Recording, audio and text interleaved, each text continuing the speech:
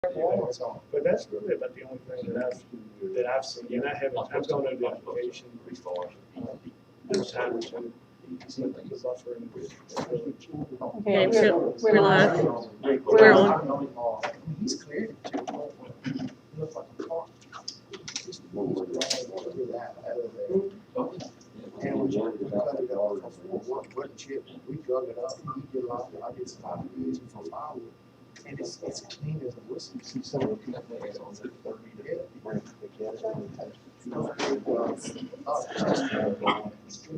If it falls a while, come out, stay bad. Is that just so? I don't know. I don't know. I'm on the dead side, just hang around a little bit. We'll call the meeting to order. We're going to ask Mr. Cox to lead us in the invocation, please. May we all bow our heads. Most gracious Heavenly Father, be with us now as we come together to give consideration to the business of this county. Lord, we need your help. We ask that you give us wise counsel, that we give careful consideration to all matters that come before us. And Lord, please also, in these uncertain times, be with us now, be with our leaders, be with our doctors, be with our scientists as they work to try and discover a way to treat this virus and to make a vaccine that will make this world safe once again. And when our work is done here tonight, Lord, please take us all safely home. We ask this in the name of your Son, Jesus. Amen. Amen. Mr. Lewis, will you pledge allegiance? Pledge allegiance to the flag of the United States of America and to the republic for which it stands, one nation, under God, indivisible, with liberty and justice for all. We're going to open the floor for public comment.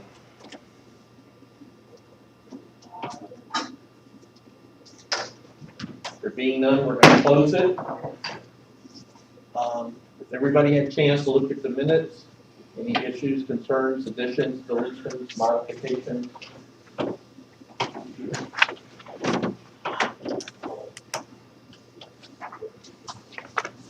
There being none, do I get an approval or a motion to approve the minutes? Can I get a second? Second. All those in favor say aye. Aye. All those opposed? Okay, the minutes are approved. Am I turning it over to Hope or Morgan? I'll take it. I'll take it. Okay. Yo, wait, I'm sorry. Mr. Chairman, Yes, sir. being an employee of Northern Electric, and Northern Electric being a member of Old Dominion Electric Cooperative, and they're a part of the solar project, at this time I will use myself from this. For the one sticker, so Hope will note that in the minutes. Okay. Yeah, the computer still had. Okay.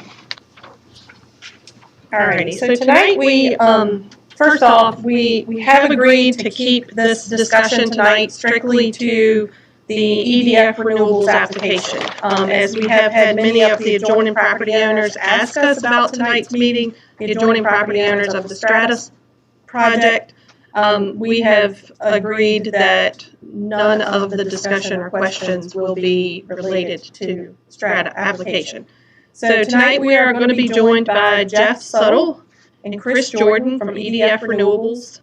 Also connected to us through the Zoom portal will be two members from the ECT Consulting Group. And we've got people steadily joining in here. Lastly, we'll have Jay Garner from Northern Electric. He will be available during the presentation as well to discuss some of the measures that they're looking to do. Tonight's meeting is being considered an introduction to the Hemming Solar Partners LLC project. Any initial questions can be entertained tonight, but my hopes are that the commissioners will gather their thoughts and questions and bring those back to the July meeting for our discussion. The county attorney, Vivian Giles from Sands Anderson, will also be listening in tonight on the Zoom portal to learn more about the project and be able to assist us with our path moving forward. So if you all will bear with me a second, I'm going to try to get our presenter here. Jeff, are you still hearing us? Are you with us?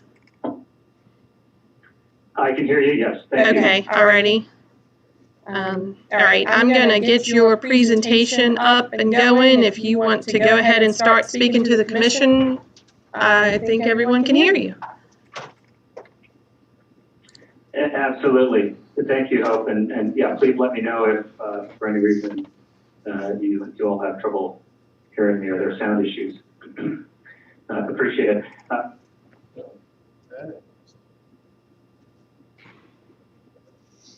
Jeff, are you still with us? Speak with you this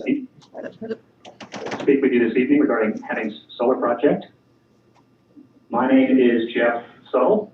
I'm the director for project development for EDF Renewables, specifically the distributed solutions group that focuses on smaller distributed solar projects like we'll be discussing this evening.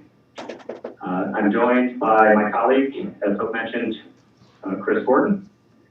He is also with EDF Renewables, and then we have a couple members of our technical staff from the environmental consulting firm ECT also on the line, as well as I think we've got at least two representatives of Northern Neck that are either dialing in or maybe joining in person.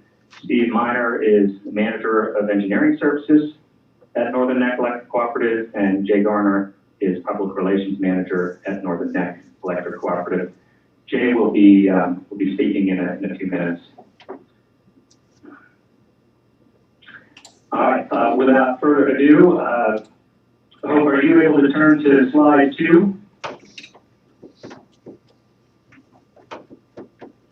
Thank you. So this is a project overview.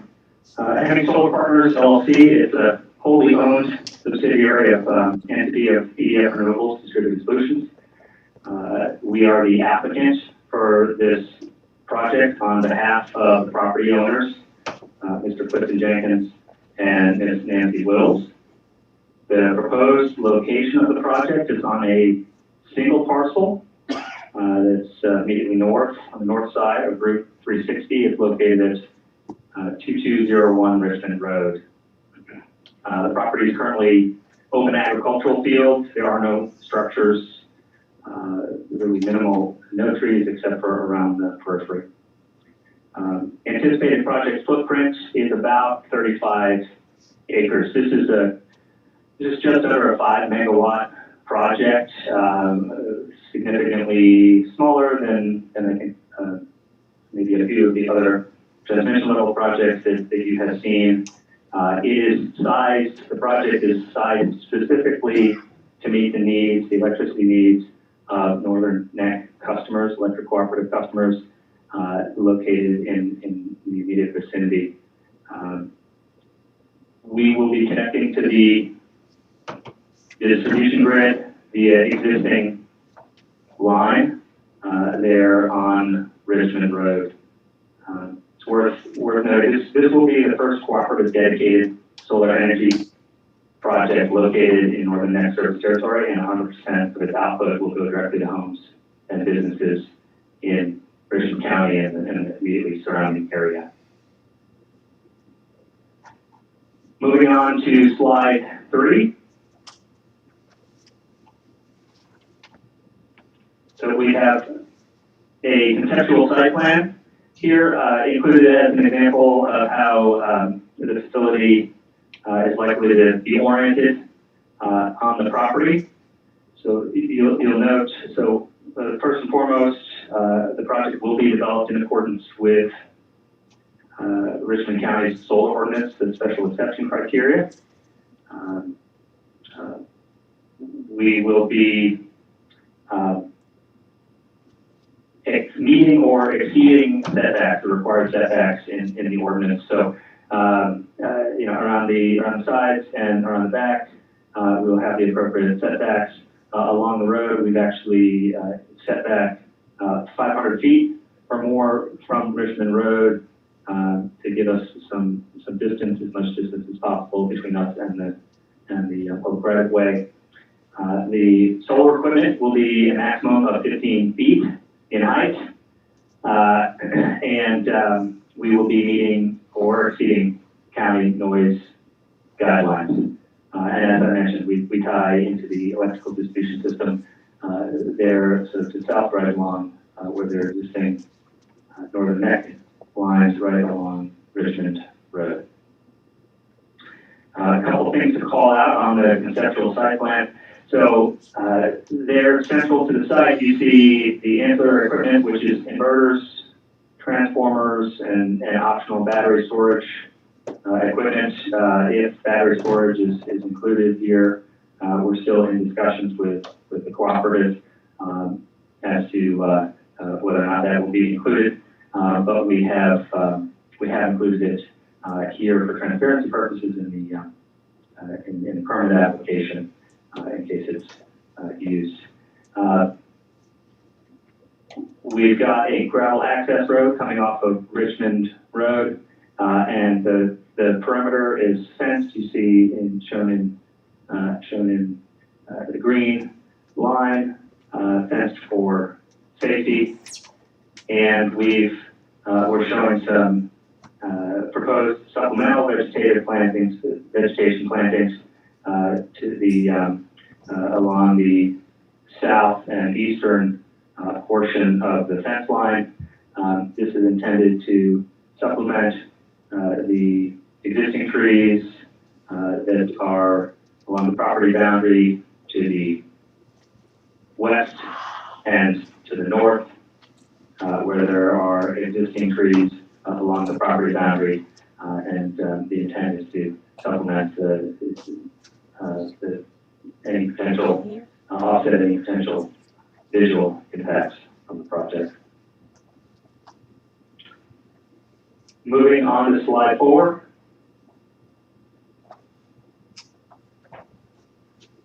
So EDF Renewables, so we will conduct significant due diligence, site diligence on this site, and have already conducted a good portion of the diligence. We have delineated the wetlands on site. We will be avoiding those and including the appropriate buffers. No threatened or endangered species were observed on site, and deemed low potential for on-site occurrence due to the fact that the property's been farmed for many years. No cultural or historic resources have been identified on site, and we will be conducting additional due diligence, including geotechnical, topo studies, and other as the project moves forward towards engineering and eventual construction. Wanted to call out, we will be, of course, developing the project in strict compliance with local and state regulations. That includes tightly controlling stormwater runoff in accordance with Virginia regulations and the county's regulations. No impact to natural drainage patterns are anticipated because the site's already actually relatively flat. We're really not anticipating any grading.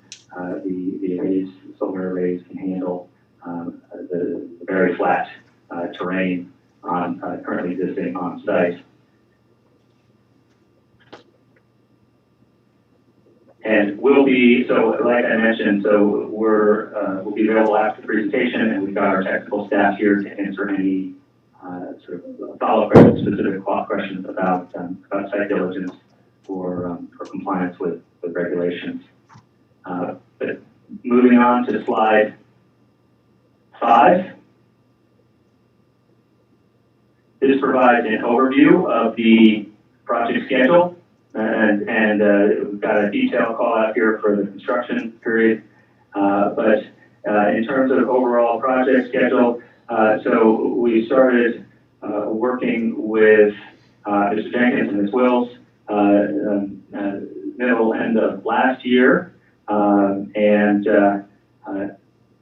initiated the cooperative interconnection studies with Northern Neck.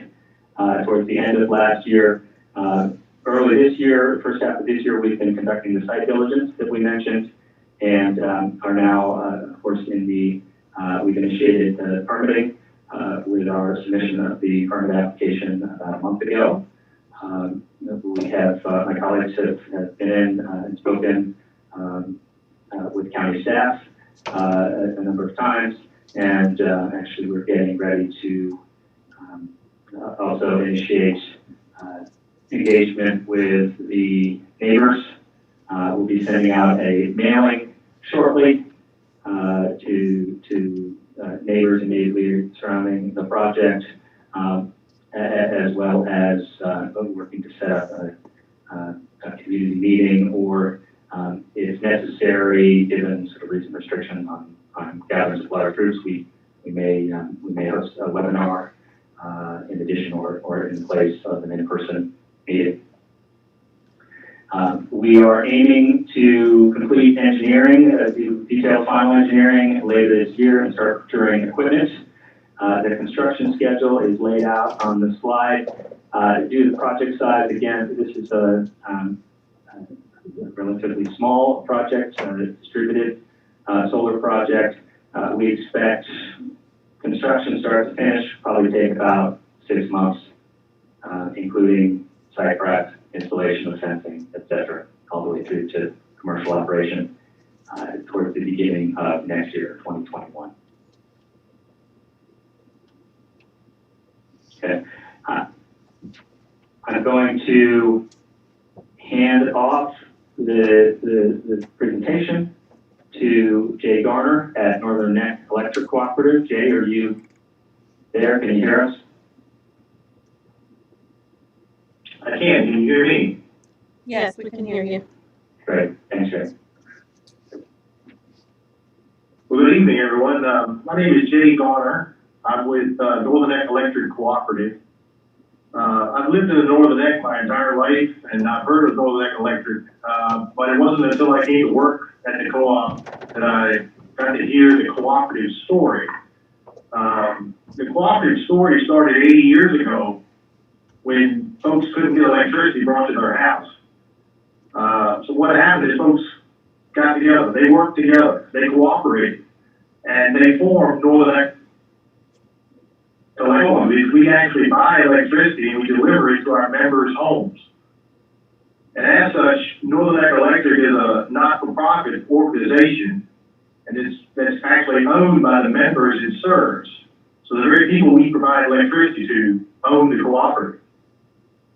And as such, we're very supportive of our local communities. Today, Northern Neck Electric provides power to over 19,000 homes in portions of 6 counties, starting just east of Fredericksburg in Stafford County and running down to Northern Neck. Since 1948, Northern Neck Electric has been purchasing power from Old Dominion Electric Co-op. ODEC is a generation and transmission cooperative that was formed to provide wholesale power to its member cooperatives, to which Northern Neck Electric is a member. In recent years, many Northern Neck Electric co-op members, along with leaders from other ODEC member cooperatives, have been asking for more renewable, more specifically solar projects. And as a result, EDF was selected after a stringent selection process by ODEC's board of directors to help with its renewable energy efforts. Northern Neck Electric would like to offer its support to EDF's application because it will be, as was stated earlier, is the first co-op dedicated solar project on our system. Also, the power that would be generated from this solar farm would go directly to homes and businesses in Richmond County as well as in the Northern Neck area. And by being locally generated, it reduces the need for transmission system upgrades to get the power here. Basically, the power is produced here and would be used here. Additionally, it would connect to existing cooperative infrastructure Therefore, it wouldn't require a new substation to be built.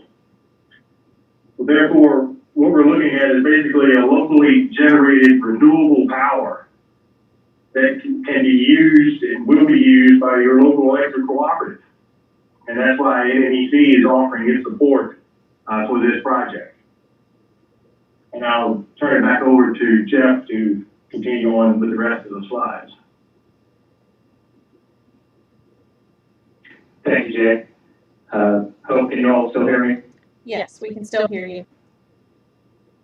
Great. Thank you. Yeah, appreciate it. Yeah, thanks again, Jay. Looking to slide 7. So we wanted to put out a few of the benefits of solar energy projects. These you've probably heard before, given your exposure to solar in the county, but obviously we are generating clean renewable electricity, and we're not using, so solar does not use water, it doesn't create emissions, and it doesn't create waste products of any sort to generate electricity. Additionally, the project places no demand on county infrastructure, such as roads, water, sewer, emergency, medical, schools, county schools. We offer the project, solar projects by their nature have a low visual profile, like we talked about earlier. The max equipment height is capped at 15 feet. Typically, actually, equipment isn't even that high. Land at the end of the project life may be returned to the previous agricultural use. The bulk of this project, the panels and the racking sit on driven steel posts. So if you were to look back at the conceptual site plan from earlier, you'll see the ancillary equipment, like I mentioned, inverters, transformers. Those are really the only things that sit on concrete. Typically, you're not using concrete for support structures.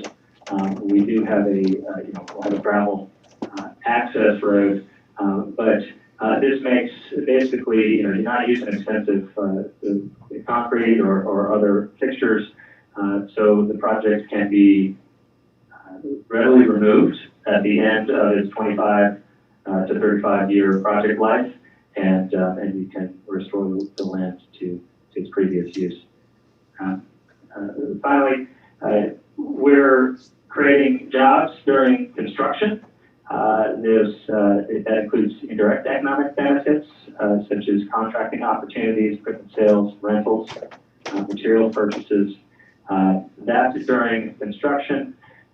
During operation, typically, a project this size, you do not have dedicated full-time staff, but we will often rely on local electrical contractors, both during construction, but also during operation of the project for routine maintenance and also to fix things if anything gets broken, as well as landscaping and mowing services. Typically, that's done locally to the extent we can. Moving to the next slide, I wanted to speak briefly to sort of the specific benefits of distributed solar. So if we're on slide 8 now, you can see the graphic there. The solar project, the distributed solar project, is located on the graphic, located to the left of the electrical substation there. You'll notice it's on the same side as the distribution lines and the homes. So we're generating electricity directly there in communities where the power is consumed. We're doing that by connecting to the existing infrastructure, like Jay mentioned. So we're tying into existing distribution line. We're not building a new substation. We're not building new transmission lines to get this project going. And because we're producing power locally, it increases the resiliency of the local distribution grid and reduces the need for those costly transmission or other sort of high voltage upgrades that larger projects typically require. And of course, our smaller footprint, we're talking about tens of acres. That's versus hundreds or thousands of acres, whether you're talking about a large transmission level solar plant or natural gas plant. We have a smaller footprint, which means smaller impact. Moving on to slide 9. This slide just provides a brief overview of the company, ADF Renewables. We're actually one of the largest owners and operators of renewable energy generation in North America. We've developed over 16 gigawatts, so 16,000 megawatts of wind and solar projects in North America. We do the development as well as the construction, and we own and operate projects as well, which I think gets to why Northern Neck Electric Cooperative and Old Dominion Electric Cooperative decided to partner with us on this project. We've included several slides of frequently asked questions, but I do not plan to necessarily go through those at this time. They're included for reference and were included in your packets and materials that were sent. I am happy to, so now we'd like to open up to any questions or comments that the Commission may have.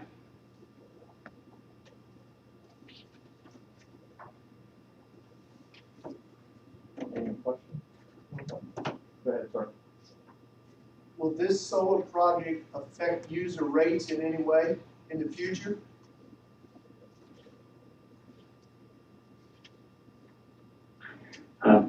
Thank you. So the question, as I understand it, is if this project will affect rates. I'll let Jay chime in here if he has, if he'd like. But actually, one of the benefits of solar projects is the rate for the power is already agreed to. It's agreed to upfront, and it's known over the 25-year term of the power purchase agreement. We have signed a power purchase agreement with Old Dominion Electric Cooperative for this project, so that contract is already in place. And as we noted, the power is going directly to the cooperative here, and the local members of the cooperative. Solar is not subject to fuel price volatility seen with other forms of generation, and so you know what the fixed price of power is going to be over the life of the contract. In terms of impacts on rates, I will defer to Jay if he has a comment there. Well, as we perceive the project in its current state, we really see it having really little to no impact on the co-op's current rates. There may be something down the road, but right now, we don't see really any immediate change to our member rates from this project.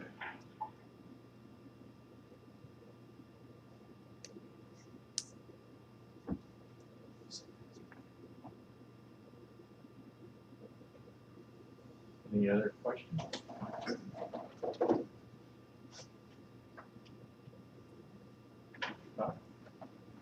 Are there any toxic materials? Because I've got to ask this question because it's the first question that's always asked of me. Will there be any toxic materials used in the construction or in the actual solar arrays themselves?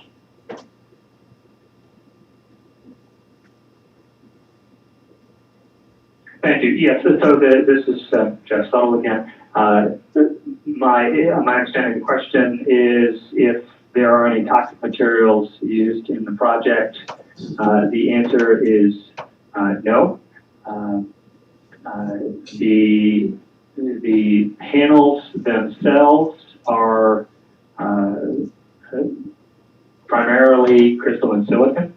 There are other, there are different types of solar panels, but primarily, predominantly, what's used are crystal and silicon. That's what we will be using here. That's the photovoltaic material that converts the sunlight into electricity. Other than that, you have metal racking, steel posts, copper wire. You do have some, like we talked about, you do have some concrete foundations that sit underneath, small concrete foundations that sit underneath the inverter or the transformer. The closest you probably get to the potential for environmental contamination would be, the transformer may have oil, but you're probably accustomed to seeing transformers. Anytime you go by a electrical substation, you will see actually typically probably a much larger transformer sitting there at the substation, and any potential for environmental contamination there is very low. You can mitigate it either through a spill pan, or you can even use basically what equates to sort of seed oils as biodegradable oils. No PCBs. I'm sorry, I didn't catch that. What was that last question? When you said there's oil, there's no PCBs in the oil, right?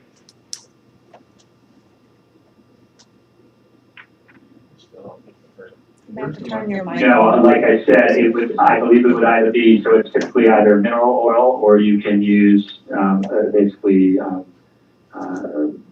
like the vegetable-based, seed-based oils. But I mean, that's, we're talking about a small amount that's used in the transformer, right? And there's typically, so for a project like this, you'd have a small pad-mounted transformer. If we were to go back to the conceptual site plan that was on slide 3, you see a small footprint, very small footprint for the transformer. Most of the facility is solar panels that sit on top of racking and steel posts that are driven into the ground.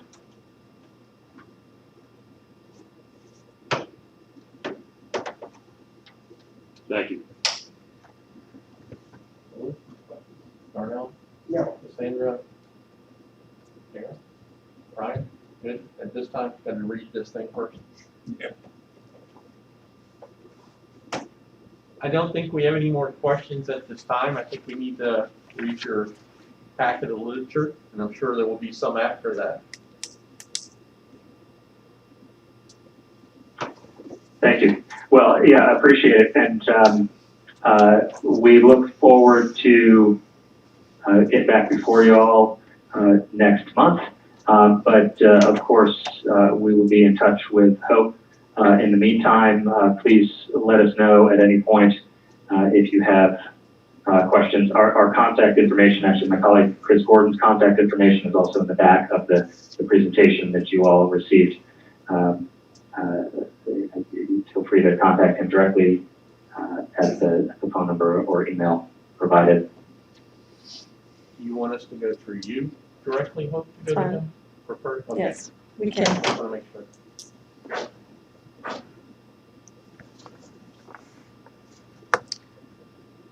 We're good? All right. Think we So know thank- what we know. We gotta- Thank you again for Okay. your time. Thank you, Jeff, Thank and you, I'll be sir. in touch. Appreciate it. All righty. Thank you. All right. Let's go back.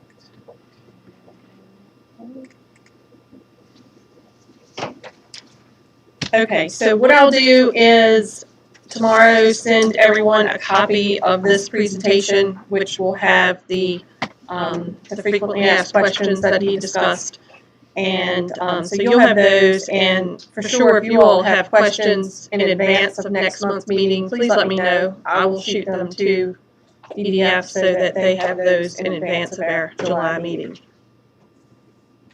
Okay. And then I do have one other topic to bring up, just quick, just to mention. I have been in contact with a family who wishes to construct and open a small community variety store on Sharps Road in Emerton. The store will be run out of an existing home. They will do an addition to the home to accommodate the store. Most likely, I will have that application in my hand probably before the end of this week, which would hopefully line us up to have it on the July agenda for a public hearing to discuss the rezoning matter. But just so you're aware of that, that is trickling down. What kind of store? It's going to be like a variety, kind of like a dry goods store. They'll sell common household goods, some groceries. I'm not sure, really, just kind of a variety. Everything from get well cards to fabric to bags of sugar.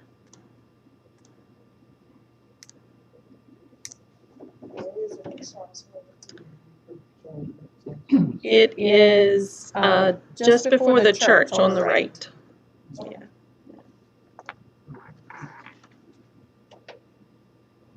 All right, and that's all I have, unless somebody else has something to share.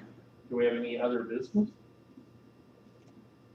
I do not have any other business. Unless, Morgan, do you have anything else that you'd like to share? No? Do we want to talk about what we're gonna do with Strata? Maybe not tonight, but for next month? Or is that, we sort of got that hanging out there? What do we do? Yeah, I'll be glad to, I guess, just frame, I guess, where we're going with Strata with the regulations that we've had in place over the last couple of months and the crowds that we've been seeing with Strata. We are intending to have them back on the agenda for July the 6th. I believe will be our next planning commission meeting. Along with the presentation you heard tonight, along with a public hearing, so pack your lunch for the July meeting, because I think we'll have some time. The Board of Supervisors on Thursday will be going into closed session to talk with our legal counsel regarding some legislative changes that have been made with the past General Assembly session that have happened since the last time that this board actually met. A lot of them, as far as the legislative changes, are more in relation to steps and procedures for the governing body, for the Board of Supervisors, to be able to take. I don't want to get into them too much right now because the board hadn't really been briefed on them yet. And at that point in time, we'll be able to come back at our July meeting and talk with the Planning Commission about that. Really, nothing is going to change too much with the Planning Commission. You've still got a special exception application in front of you. You've had the public hearing. You've got the conditions that have been worked on pretty thoroughly with Strata Solar and with Hope and myself, as well as our attorney and their attorney. So there's been a lot of work that had gone into those conditions prior to the last public hearing, and those haven't really changed. I think we've made some minor modifications just in some wording that'll be back in front of you at the July meeting. But it'll really be up to the Planning Commission at that time on how and when you're ready to make that recommendation to the Board of Supervisors. I don't want to get too much into the 2232 plan right now that we heard at the last meeting, because with some of these legislative changes that have occurred since the last meeting and that will become effective for July 1, I'll just say this: there was a lot of legislation that went through the 2020 General Assembly session that was very good to localities as far as solar goes. And the reason for that, and I don't know if any of our people are still on the line from our last presentation, but the state of Virginia adopted a clean energy plan that's requiring by 2045 or 2050 all electric to be produced in a clean way. And so what they realized is for local rural counties where solar will be prominent over the next 20 years, because this is where we have the land mass to do solar, what they realized is there for a while, solar was not very advantageous to local communities, to rural communities, because the financial benefits that came along with them were fairly, they were decent, but they weren't great. They weren't a great return for the amount of land that was being taken. So some of this legislation has really made some improvements to what counties can consider when talking to these applicants for solar. And that's what the Board of Supervisors is going to be briefed on Thursday. And then that will be part of the discussion with the Planning Commission. But ultimately, the Planning Commission still has a special exception in front of you with the conditions and a recommendation that needs to be made. Whether or not the 2232 review is still valid, not valid, but it's still required based off of some of this legislation and some of these new paths forward that we may have. That'll be a discussion that the Board of Supervisors really has to consider on Thursday to kind of see what path they want the county to take as we continue this conversation. So hopefully that's been somewhat informative, but yes, July 6th, it will be a big meeting. There has been talk, and I give credit to Mr. Lewis for this, there has been talk of moving meetings to the high school auditorium. Until now, it hasn't really mattered because we've still been under restrictions of 10 people. So you could have a room of 6 that could accommodate 600 people, but the regulations have still been 10. That room could provide us more space than this one, obviously. We're just going to kind of see how the restrictions go over this next month or so. But I guess it could be a possibility that July meeting, we may move it down to that auditorium just to give us a little bit more space and to accommodate the public, for whoever wishes to be out. And listen. We did notify all the property owners, most of them that were involved with Strata over the last couple of days, that tonight's conversation was not going to be about the application specifically, so that they knew that this was more just an introduction to this new project that we got in May. We wanted to go ahead and get this project in front of y'all, to get this process moving. We didn't want to completely stop county business. Due to everything going on, the Board of Supervisors has still been meeting regularly, and so wanted to get this one in front of you so that could start rolling as well. Substantially different project, obviously, as you can see, a 5 megawatt versus 128 megawatt project, but still consideration is needed, and Hope and I have been, primarily Hope, she spent a lot of time on the phone with this organization, and I've spent a couple of phone calls with them, but July will be a good meeting. We had talked about having a joint session. Is that something that we'd still? Well, and the joint session was from March, which was last time we met. The joint session was going to be about that comprehensive plan 2232 review. Now, what happens this coming Thursday with the Board of Supervisors and how we talk with our legal counsel to figure out what path the county wants to take based off of these further options that we have, based off of laws that will be effective July 1, will kind of determine if that 2232 review is still in play or not. So just hold on that for now. I guess it's still a possibility, but some of these new paths may change that.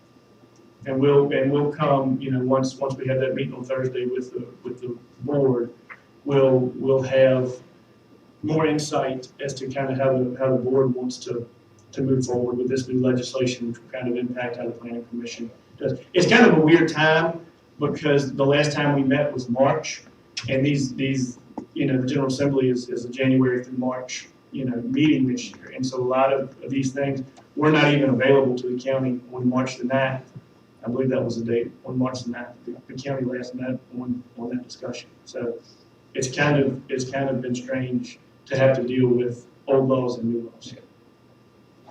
That answers my question. Yeah, thank you. Sorry. Any other questions? Any other business?